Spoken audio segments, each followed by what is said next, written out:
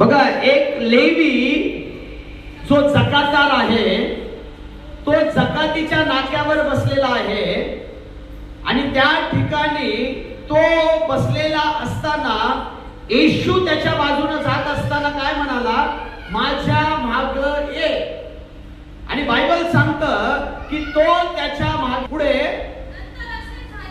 असे झाले की बघा, येशू ख्रिस्त त्याच्या घरी जेवायला गेला आणि बरेच जकातदार आणि पापी लोक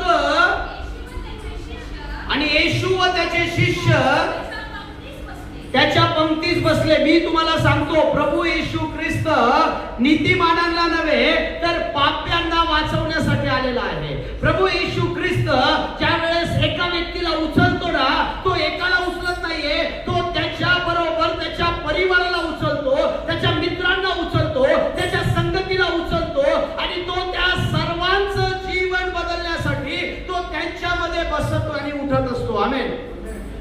विचार करा, तो जकातदार आहे, तो व्याज घेणारा आहे, तो कर वसुली करणारा व्यक्ती आहे, पण जेव्हा तो प्रभू येशूच्या संगतीमध्ये आला, तो एकटा आला नाही, त्याच्या बरोबर कितीतरी जकातदार आले. आमेन.